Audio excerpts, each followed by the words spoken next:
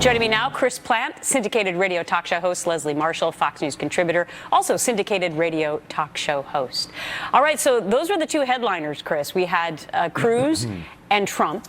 They actually stuck to kind of a time limit and didn't speak that long. But what do you make of it? Because does it make any difference?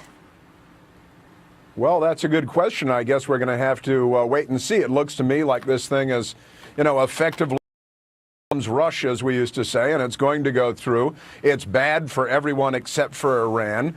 Those are only a couple of the highlights there. The Ayatollah Khamenei this morning came out and said that Israel, the state of Israel, will not exist in 25 years, which is the theoretical end of the rainbow on this deal and the timeline. Right. And he's making it quite clear that he plans on proceeding, and before the time is up, that Israel will cease to exist. He's promising attacks, and he's presumably nuclear attacks as well. That's kind of a big deal. All right. So Leslie, it looks like it's going to pass, in the Senate for sure. There is a bit of a hang-up going on in the House this afternoon. But 41 senators have said that they are going to agree to this. So is this all about President Obama's legacy? I hope it's not about President Obama's legacy. I think something that we Americans forget is that this is not an American deal. This is the United States being part of an international community deal, and those international partners are our key allies throughout the world. And Israel is one of our key allies. I said it before, I'll say it again. It's very simple. Do we want the threats, if in fact they're not just threats, to be carried out within 90 days or to delay those perhaps for a year? And by the way, that leader in Iran won't be alive in 25 years, and Israel will be standing strong. I am certain of that. Well, I'm not so sure that whoever succeeds him wouldn't have the same kind of feelings they tend to. In the meantime, I want you to listen to what else Ted Cruz had to say, because he had a very interesting analysis of these so-called side deals that Congress didn't know anything about, and it has to do with when the clock actually starts to tick on those 60 days for them to vote on it. Listen to this. To Republican leadership. Their names are Majority Leader Mitch McConnell and Speaker John Boehner. Under the terms of the Corker-Cardin review legislation, the clock does not begin ticking until the president hands over the entire deal, and he has not handed over the side agreements. What that means is that all that has to happen is for Mitch McConnell and John Boehner to say the congressional review period has not started. Under federal law, it is illegal for Obama to lift sanctions. Chances of that happening, Chris? Probably slim. I think that Senator Cruz is correct. I think that he's right. But we live in kind of a lawless, reckless time. The president is pushing through a treaty by calling it something other than a treaty. This congressional process is largely ceremonial and window dressing. The president is doing this by fiat, as he does so many other things.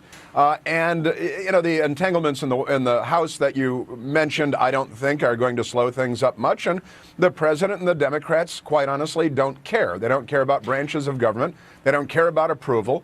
It is, what you asked, Leslie, largely about the president's legacy and not about Middle Eastern safety, security, but it's also about peace. Members of Congress. It is, and I'm going to talk a little bit later on about what the American people actually think about this deal, but it is actually about members of Congress because, Leslie, they're going to vote it. They're going to vote it in. Before I get you to comment on that, I want to listen to another comment from Donald Trump, what he thinks about the people behind this deal.